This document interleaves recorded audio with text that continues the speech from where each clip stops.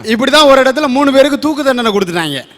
தூக்கு தண்டனை கொடுத்தோன்னா ஜட்ஜி சொல்லி இருக்கிறார், கடைசியா 3 ஆசையை சொல்லுங்கப்பா, நிறைவேற்றிட்டு உங்களை தூக்கில போடுறேன்னா. அதுல ஒருத்தர் அமெரிக்காக்காரரு, ஒருத்தர் ரஷ்யாக்காரரு, ஒருத்தர் நம்ம இந்தியாக்காரரு. இந்த அமெரிக்காக்காரரை கூப்பிட்டு உங்களோட ஆசை என்னன்னு கேட்டிருக்காங்க. அவர் சொல்லி இருக்கிறாரு, உலகத்திலே உயர்ந்த மதுபானம் எனக்கு வேணும்னு குடிக்க கொடுத்துருக்காங்க. அடுத்த ஆசை என்னன்னு கேட்டிருக்காரு, உலகத்திலே சிறந்த சாப்பாடு எனக்கு வேணும்னு சொல்லி இருக்கிறாரு, அதுவும் கொடுத்துருக்காங்க. 3வது ஆசை என்னன்னு கேட்டிருக்காரு.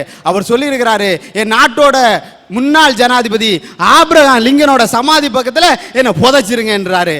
தூக்கி புதைச்சிட்டாங்க. அடுத்து ரஷ்யாக்காரரை கூப்பிட்டுருக்காங்க, உங்களுக்கு ஆசை என்னன்னு கேட்டிருக்கிறாங்க. அவர் சொல்லி இருக்கிறாரு, உலகத்தையே ஃப்ளைட்ல ஒரு தடவை சுத்தி வரணும்னு கூட்டிட்டு போய் காட்டினாங்க. 2வது ஆசை என்னன்னு கேட்டாரு, உலகத்தில் உள்ள சயின்டிஸ்ட் எல்லாம் ஒரே இடத்துல பார்க்கணும்னாரு, நிறைவேற்றுறாங்க. 3வது ஆசை என்னன்னு கேட்டாரு, என்னோட புரட்சியாளன் லெனினுக்கு கல்லறை பக்கத்துல என்ன புதைச்சிருங்கன்னாரு, புதைச்சிட்டாங்க. 3வது நம்ம ஆளை கூப்பிட்டாங்க. வந்தாரு இந்தியாக்காரர், வந்து நீதிபதி முன்னாடி நின்னாரு.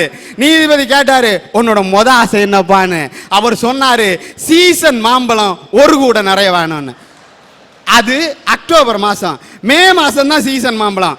அவர் சொன்னாரு, 6 மாசம் கிடக்கப்பா அப்படின்னு. நீதிபதி அவர் சொன்னாரு, ஒன்னும் அவசரம் இல்லை,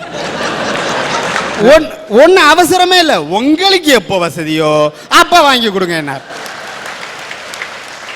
6 மாசம் கழிச்சாலும் சரி, 6 வருஷம் கழிச்சாலும் சரி, வேண்டியது மாம்பழம். மாம்பழம் வாங்கி கொடுத்துட்டாங்க. 2வது கூட்டிட்டு வந்தாரு. 2வது ஆசை என்னன்னு கேட்டாரு, உச்சி குளிர்ல ஊட்டிக்கு ஒரு உல்லாச பயணம் போகணும்னாரு. மே மாசம் எங்கேயா உச்சி குளிர் இருக்கும், அதுக்கு இன்னும் 6 மாசம் இருக்கு, ஒன்னும் அவசரம் இல்லை, உங்களுக்கு எப்ப முடியுமோ அப்ப கூட்டிட்டு போனா போதும்னாரு. 6 மாசம் விட்டாரா. 3வது கூட்டிட்டு வந்தாங்க. உன்னோட இந்த தடவை முடிவு பண்ணிட்டாங்க, முதல்ல முடிவு பண்ணிட்டாங்க. விவரமா என்ன சொல்லிட்டாங்கன்னா, இந்த தடவை எப்படியாச்சும் இவனை தூக்கியே ஆகணும் அப்படின்னு சொல்லி கூட்டிட்டு வந்து, உன்னோட ஆசை என்னப்பான்னு சொன்னாரு. நேர நீதிபதியை பார்த்தான். ஐயா, என் கண்கண்ட தெய்வமே நீங்க தான், எங்களுக்கு என்ன வேணும்னு கேட்டாலும் சரிங்க, உங்க சமாதி பக்கத்துல என்ன புதைச்சிருங்கன்றான்.